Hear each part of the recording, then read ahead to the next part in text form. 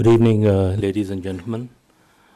Let me welcome all of you on behalf of Ananta. May I also have the privilege of welcoming His Excellency Dr. Saud bin Mohammed Al Sati, Ambassador of the Kingdom of Saudi Arabia.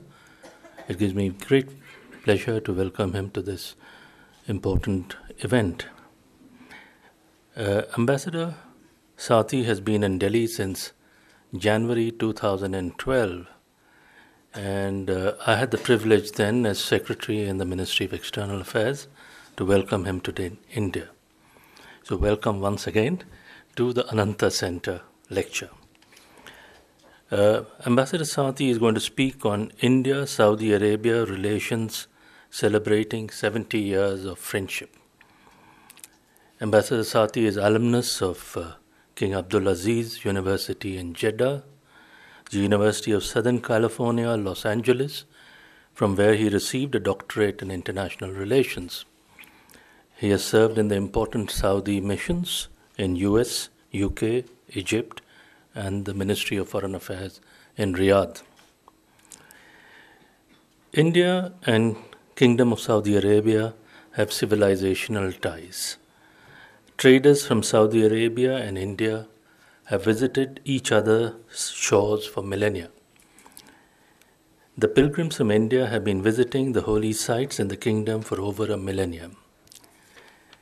In modern times, in 1955, His Majesty King Saud visited India, and I'm told it was a visit that lasted well over 2 weeks, when he traveled all over India. Saudi Arabia also participated in the Afro-Asian Conference in Bandung in 1955, the same year. Pandit Nehru visited the kingdom in 1956. Saudi Arabia participated in the founding conference of the non-aligned movement in Belgrade in 1961. Prime Minister Indira Gandhi visited the kingdom in 1982. In this century, His Majesty King Abdullah visited India in 2006 as the chief guest for the Republic Day Parade. During his visit, the famous Delhi Declaration was signed, the first such declaration to be signed by His Majesty the King of Saudi Arabia. Prime Minister Manmohan Singh visited Riyadh in 2010 when the important Riyadh Declaration was signed. Ambassador Sati has, during his stay here, overseen 2 high-level visits. The first one was the visit of the then Crown Prince and now King Salman in 2014, when the important defense cooperation agreement was signed between our 2 countries. And then the very important visit of Prime Minister Modi in April 2016 to the kingdom.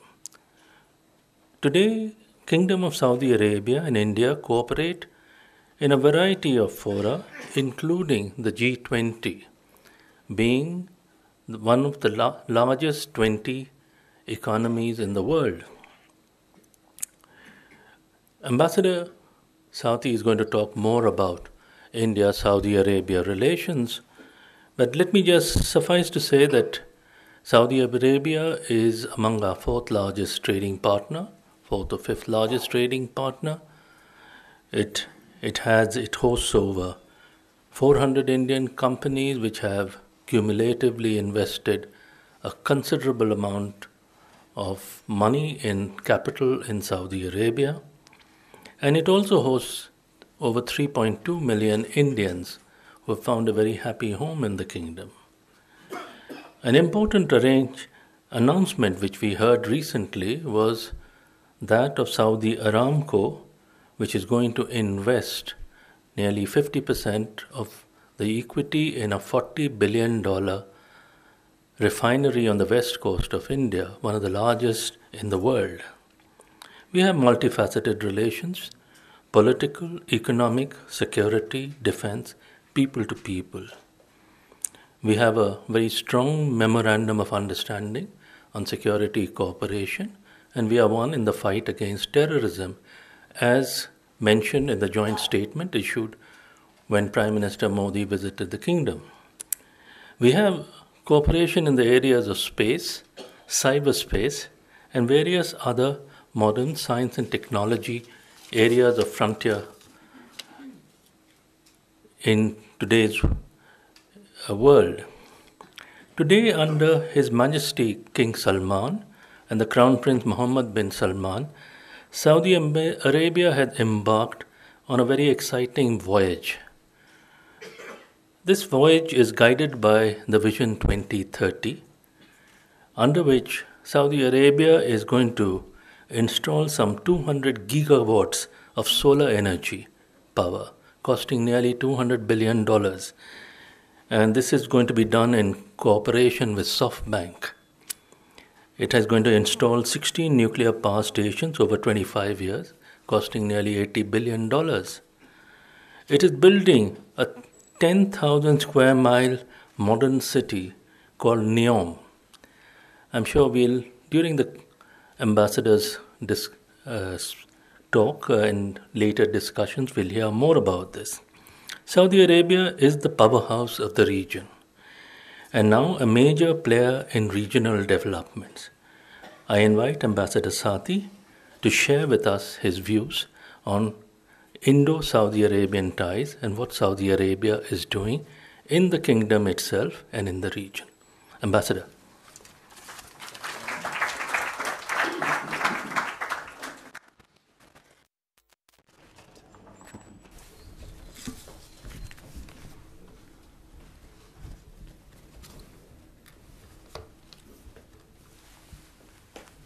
Bismillah ar-Rahman ar-Rahim. Good afternoon, everyone. I would like to begin by thanking Mr. Lamba, Chairman of Ananta Aspen Center, for inviting me to address such a distinguished group of experts. Indeed, it is a great opportunity to be part of an intellectual interaction of such a high caliber. I hope to render some value to the intellectual discourse here by sharing my thoughts on Saudi Arabia and India relations, especially as the two nations complete 70 glorious years of diplomatic relations. I also would like to thank my friend Ambassador Sanjay Singh for his kind introduction and the kind words also about the relationship between Saudi Arabia and India. Allow me to shortly take you back in time to 3rd millennium BC, when ships made with teak from Kerala traversed the waters of the Indian Ocean, back then making South India an important destination for Arab traders. The trade of spices, aromatics, almond, and dates led to exchange of knowledge, ideas, and culture, science, and arts, literature, and languages. Our mutual influence has indeed been profound and have stretched over many centuries, and more notably through the translation of many Indian texts in the field of arts, medicine, mathematics, and astronomy into Arabic language. The ancient intellectual exchanges have found mention time and again at different seminal forums. The former Prime Minister of India, Dr. Manmohan Singh, while addressing Saudi Arabia-India business meets in 2006, referred to the exchanges as the knowledge economy of the day, and the traders from the Arabian Peninsula who carried India's ancient mathematical science far and wide as knowledge workers of their age. My intention here is to give you a glimpse of how ancient, how deep, and how multivarious friendship between Saudi Arabia and India has been. The exchanges over several centuries have left an indelible mark upon our culture and civilizations. Saudi Arabia and India have been cultivating and encouraging such exchanges both at official and popular levels. For example, the recently concluded Al Janadriya festival near Riyadh had India as the guest of honor. The 2-week-long festival has been an integral part of Saudi Arabia's cultural landscape since 1985, and the kingdom's gesture of honoring India is symbolic of its investment in this friendship. The Indian pavilion at the festival highlighted the cultural ties and under the theme of Saudi ka dost Bharat. Apart from culture, religion also bind us together. The gift of a gold-plated replica of the Sharman Juma Masjid from Prime Minister Narendra Modi to the custodian of the two holy mosques, King Salman bin Abdul Aziz, in 2006 is also telling. Situated in Thrissur district in Kerala, the Sharman Juma Masjid is believed to be the first mosque built in India by Arab traders in the early part of the 7th century, and is symbolic of the old and active trade and cultural relations between India and Saudi Arabia. People-to-people connection has emerged as one of the most important pillars of our relations with India. It represents a vivid connectivity and living bridges of friendship. Currently, there are more than 3 million Indians living and working in Saudi Arabia, forming the largest expatriate community in the kingdom. Since the establishment of our diplomatic relations in 1948, high-level visit from both sides marked the importance we attach to our bilateral engagement. In 2006, the late custodian of the two holy mosques, King Abdullah, visited India and signed the historic Delhi Declaration. The reciprocal visit by Prime Minister Dr. Manmohan Singh in 2010 raised the level of our bilateral engagement to strategic partnership, and the Riyadh Declaration signed during the visit enhanced our cooperation in political, economic, and security realms.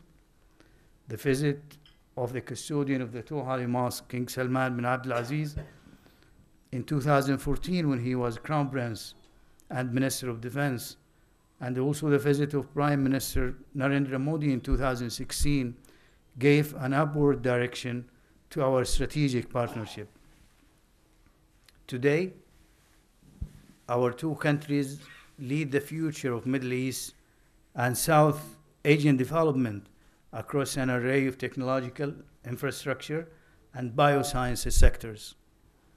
Overall, the Middle East as a region has been crucial for India for decades as a source of energy, jobs, remittances, and investment.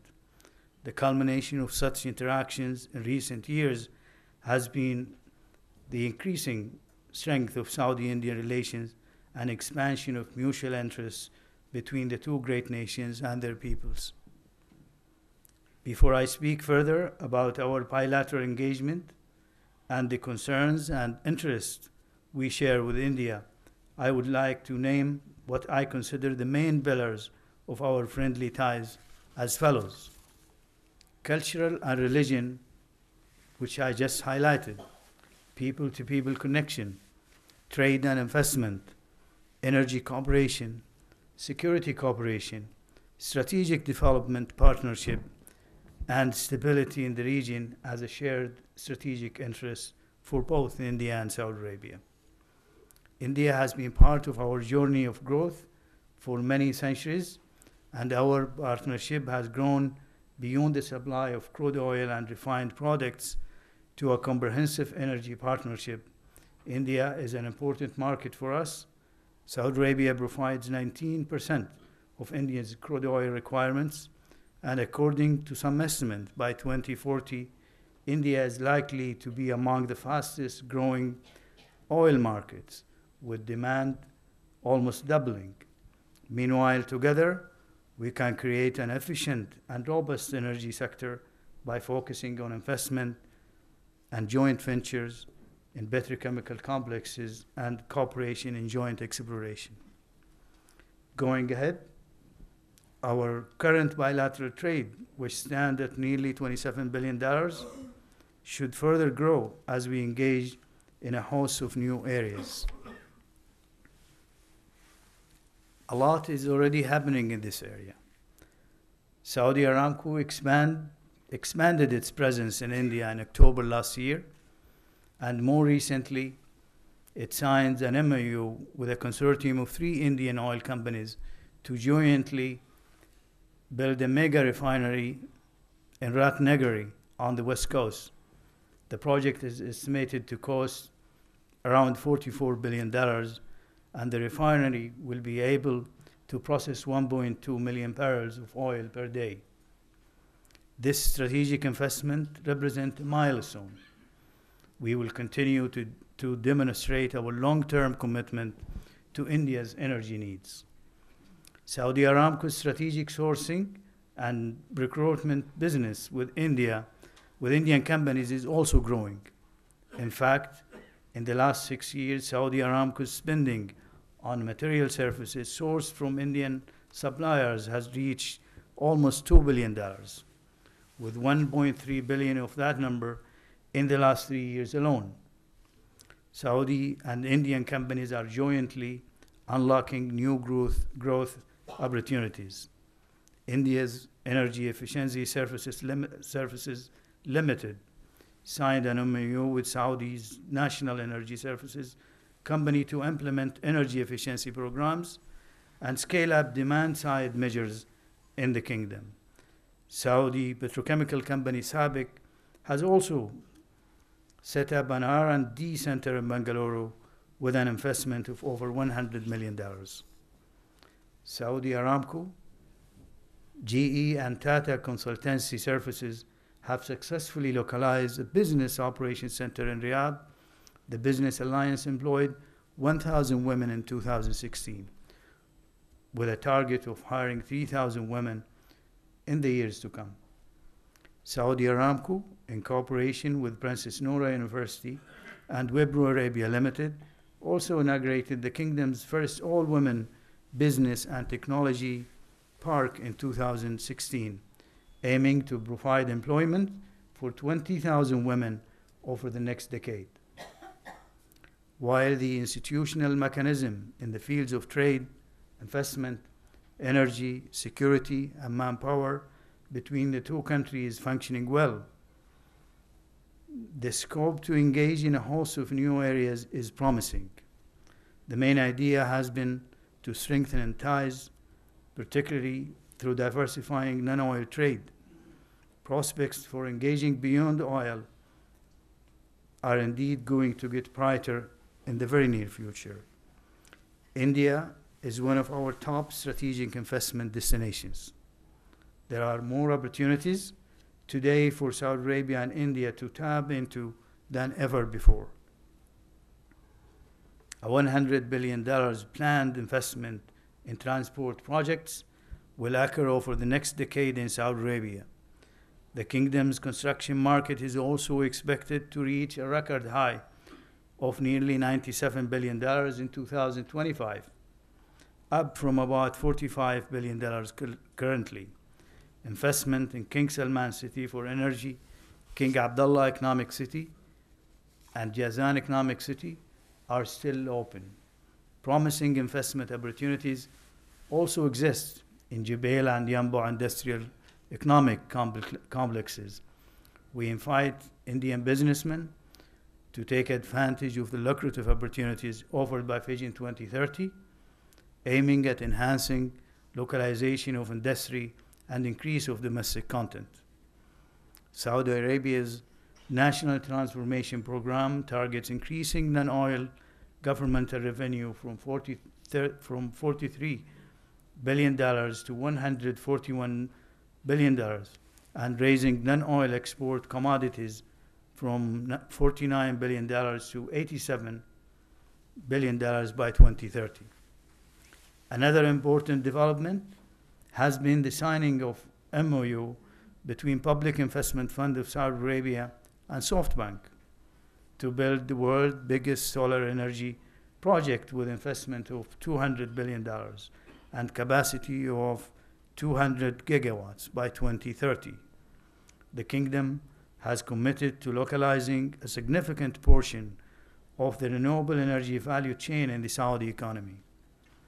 By 2019, the Kingdom's first two solar generation projects with 3 gigawatt and 4.2 gigawatt of solar capacity respectively will be commissioned.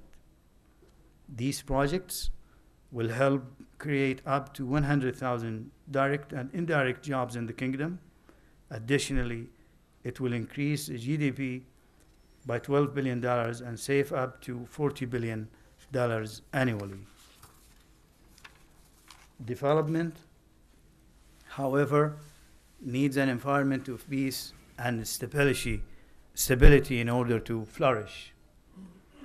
We have our beliefs rooted in Islam, the religion of mercy and coexistence, and what drives us is our belief and commitment to the principle of peace. While our focus is on development to modernize our country, diversify our economy, and create jobs for our citizens, we face the threat of terrorism and extremism. Terror groups have now acquired cross-border capabilities, including weapons developed and made ready for use by Iran, such as drones, suicidal boats, and ballistic missiles. We know well that crisis in Yemen has been caused by Iran through its support for the Houthis' takeover of Yemen and providing them with weapons, finance, and training. The Houthis use Iranian-made weapons to threaten security and stability, attack civilians in Yemen and civilian facilities in Saudi Arabia, and threaten maritime security. In the case of Yemen, Saudi Arabia is working with its coalition partners, friends, as well as the United Nations towards achieving a political solution to the crisis based on the GCC initiative, UN Security Council Resolution 2216, and the outcomes of the Yemeni Comprehensive National Dialogue. I would like to make reference once again to the UN Security Council Resolution 2216 that called on all parties and member states to refrain from taking any actions that undermine the legitimacy of the President of Yemen, Abdurrabbu Mansour Hadi. Iran is violating this resolution through arming the Houthi militias with suicide drones, boats, ballistic missiles, and mines. Over 120 ballistic missiles have been fired at Saudi cities. Houthi terrorist militias targeted also oil tankers and commercial ships. They also targeted the holy city of Mecca. Iran's interferences in the internal affairs of other countries, violations of the international law and of the principle of good neighborliness are putting the stability of the entire region at stake. Iran has used terrorism as an instrument of its foreign policy since 1979 revolution. Just last week, the Kingdom of Morocco severed diplomatic ties with Iran, accusing it of supporting the so-called Polisario Front with weapons through its proxy Hezbollah. As our Foreign Minister Adil Al-Jubeir said, this is another solid proof of Iran's interference in the region. However, despite heightened security concerns, we extended in the last 3 years $11 billion in humanitarian and development aid to all provinces in Yemen, including areas controlled by the Houthi militias. We allowed Yemeni who fled Yemen to enter the kingdom illegally to correct their status and become legal residents. We are the single largest donor of humanitarian aid to Yemen, having provided health, nutrition, and sanitation aid and relief to 17 million people impacted by the conflict. To ensure an efficient delivery of humanitarian assistance to all areas of Yemen, including areas under control of the Houthi terrorist militias, now all seaports in Yemen are open, including Al Hudaydah and Al Slayf seaports, that operate under the supervision of the United Nations. Currently, there are 21 entry points that can receive humanitarian aid from any international organization. Saudi Arabia has also made available the seaport of Jazan and Al Tual's border entry point for receiving and forwarding humanitarian assistance to the Yemeni people. In this context, I would like to share my thoughts also on the Qatar issue. Saudi Arabia, along with the United Arab Emirates, Kingdom of Bahrain, and Arab Republic of Egypt, were forced to act because Qatar did not abide by the Riyadh Agreement of 2012 and 2014 and continued to support terrorism and extremism while intervening in the internal affairs of our countries. The measures we have taken against Qatar are legitimate sovereign decisions.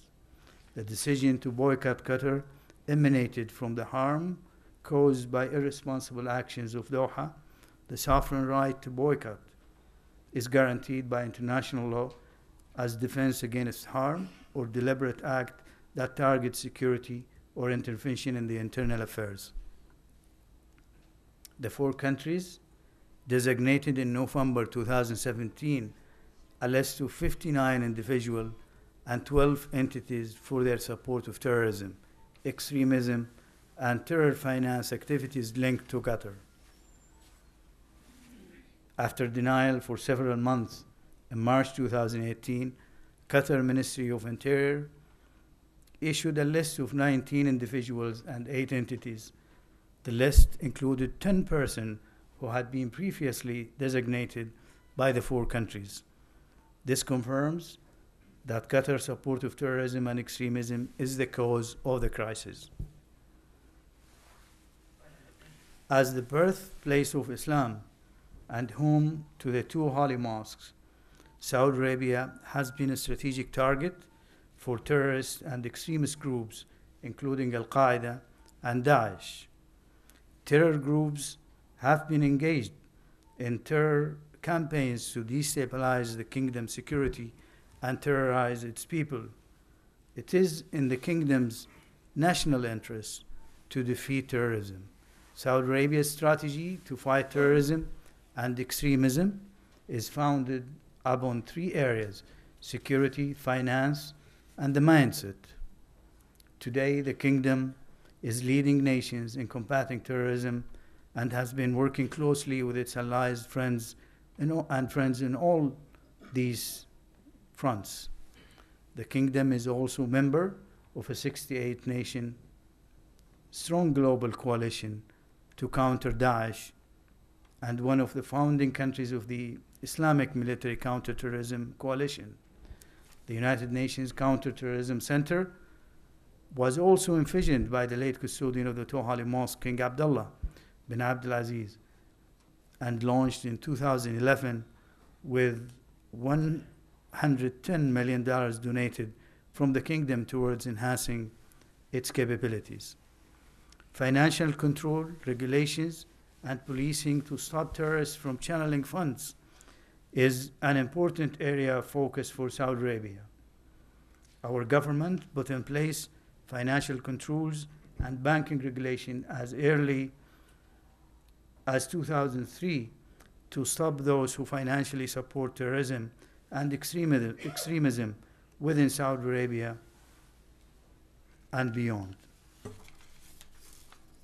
On the mindset front, the kingdom's religious scholars are also fully engaged with the Saudi government in countering the mindset of radical extremism and countering their evil ideology and distorted narratives. We have strong cooperation with India in fighting terrorism. In 2006, we signed the landmark Delhi Declaration, followed by the Riyadh Declaration in 2010, and the MOU on defense cooperation in 2014. We have intensified bilateral, regional, and global cooperation to eradicate the menace of terror. We are fighting money laundering, drugs, and arms smuggling in a sustained and comprehensive manner. Let me take you back to Saudi Arabia-India relations. These are interesting times for both countries. While India is likely to overtake Japan and Germany to become the third largest economy in the next 10 years, Saudi Arabia is already among the 20 largest economies in the world and embarking or working through Vision 2030 to enhance our ranking. We are both blessed with young population brimming with talent, potential, and dedication. About 40% of Saudi Arabia's population is under 25 years of age, and in the case of India, it is even more, almost 50%. The two countries are moving ahead towards a future full of optimism and promise. While India is riding on strong growth enablers such as Startup India and Make in India, Saudi Arabia is following Vision 2030, chalked by our Crown Prince Mohammed bin Salman, to transform the kingdom into an investment powerhouse. While India is developing smart cities, the kingdom has its eye on NEOM, the 500 billion megacity, the Red Sea luxury resort project. While Saudi Arabia is diversifying its economy beyond oil and increasing the contribution of the private sector as the main driver of economic growth, India ushered in a new era of development and economic reforms that will make India even more attractive for foreign investment. We will continue to draw upon our common heritage and shared interest as we march in the path of development and prosperity for our two peoples and peoples of the region. Thank you very much for listening.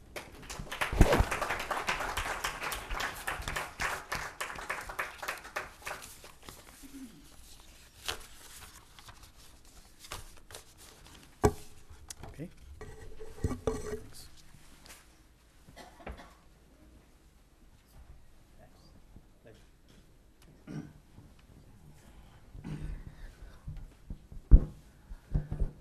Excellency, as the chair, I will take some moments to have a little discussion with you.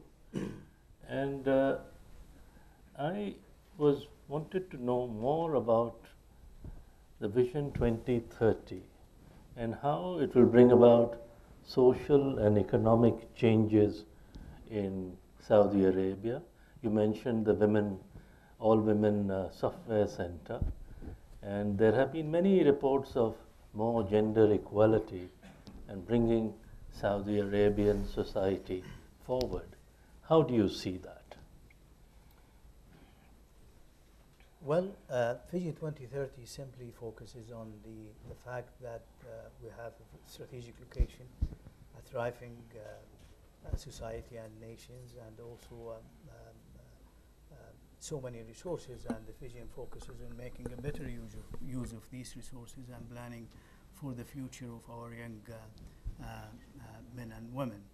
And by doing so, the vision has so many specific projects actually that focuses on diversification and great investment in transportation and tourism and renewables, and also women empowerment and creating jobs for our young men and women, and also investment and focus on education.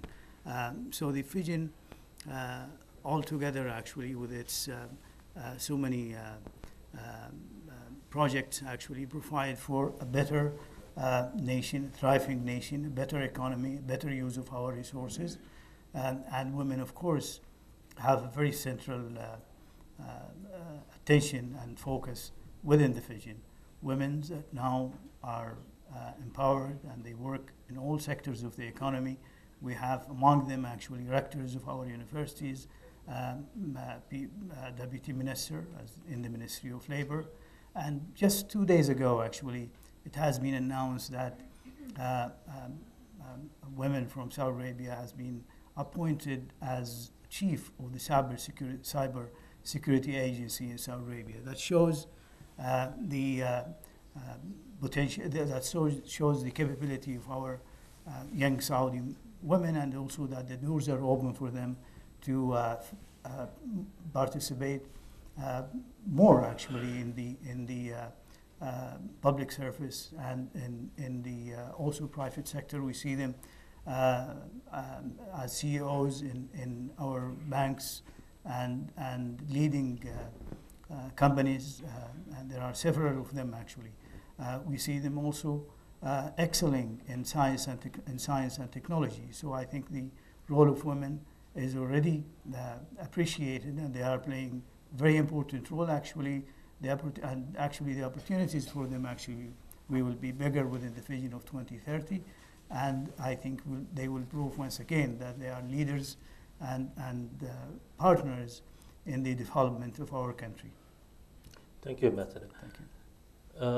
During your talk, you talked a lot about reducing dependence on oil and gas and creating new energy sources, putting in solar energy, nuclear power, and a lot of new industries in Saudi Arabia. That brings me to ask you, how do you see the future of oil and gas in a globe which is getting more and more conscious of climate change? Well, I think the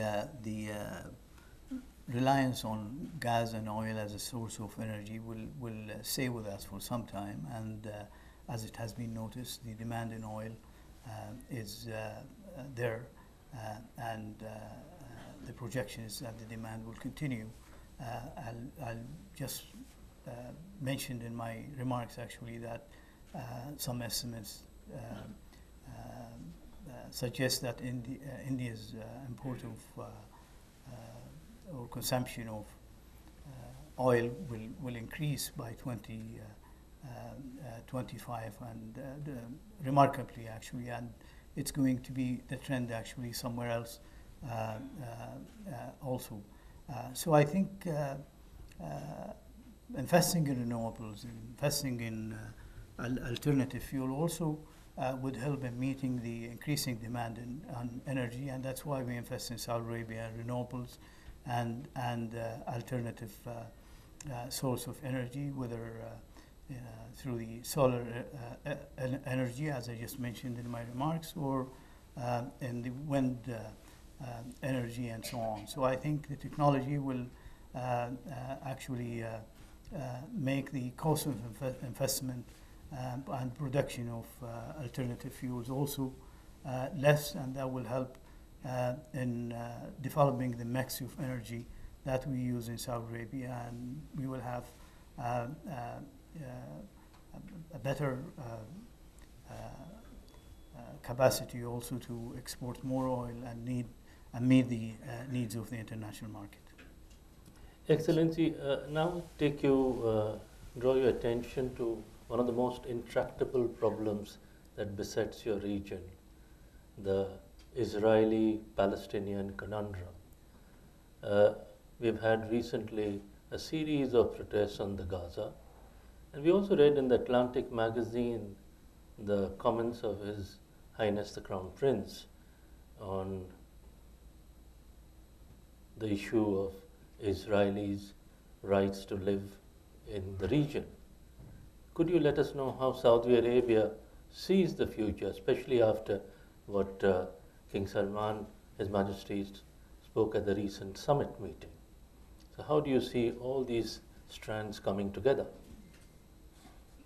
Well, we are committed to the Peace Arab initiatives, which provides actually for a solution for the Arab-Israeli conflict, Palestinian-Israeli conflict, and states clearly peace for land principles and normalization after the Israeli withdrawal from the occupied Palestinian territories and other Arab territories. This is a commitment that